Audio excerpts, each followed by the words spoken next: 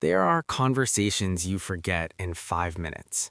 And then there are conversations that haunt you for the rest of your life. This is about the second kind, the kind that happens once, the kind you can never. Confused, anxious, overthinking every decision. Should I take this job? Should I quit? Should I move? Should I stay? I was stuck in my head, paralyzed by fear of making the wrong choice. I thought, if I just think harder, plan better, wait longer, clarity will come. It never did. One evening, I visited my grandfather. He was 81, sick, weak, but his mind, sharp as ever. I sat beside his bed, scrolling my phone, barely present. He looked at me and said, "You're worried about something." I nodded. "I don't know what to do with my life," I said. He smiled, not a comforting smile, a knowing one. The conversation begins. "Let me tell you something," he said. "When I was your age, I thought the same thing. I was afraid of wasting my life, afraid of choosing wrong, afraid of regret." I leaned in. "So what did you do?" I asked. He paused. I waited. I waited for the perfect moment, the perfect plan, the perfect feeling.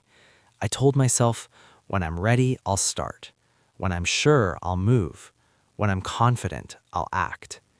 His voice got quieter. I wasted 10 years waiting to feel ready. I felt a chill. And you know what I realized? Ready never comes.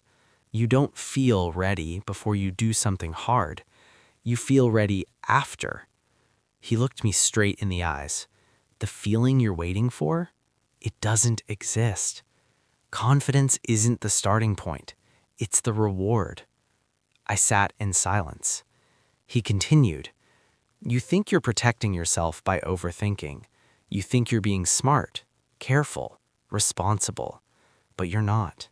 You're just afraid. And fear, disguised as logic, is the most dangerous thing." The turning point. I felt exposed. He was right. I wasn't being wise.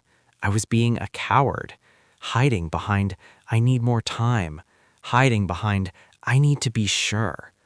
"So what should I do?" I asked. He smiled again. "Stop asking what you should do. Start asking what you're avoiding."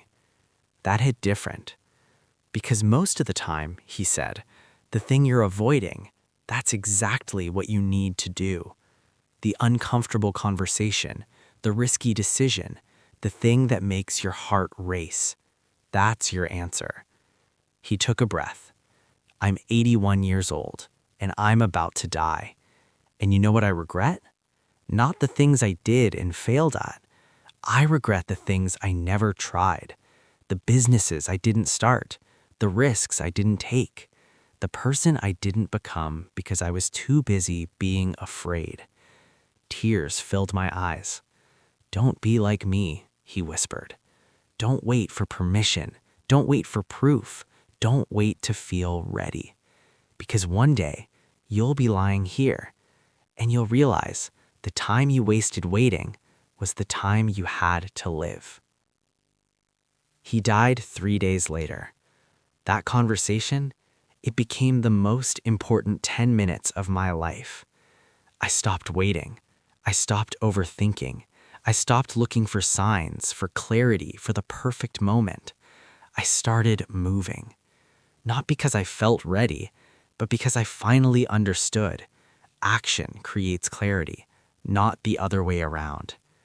Within 6 months, I quit the job I hated, started the project I was too scared to begin, had the conversations I was avoiding, made decisions I thought I wasn't ready for. And guess what? I survived. More than survived. I grew. Not because I became fearless, but because I stopped letting fear decide for me. So here's what I want you to hear. You will never feel 100% ready. You will never have all the answers.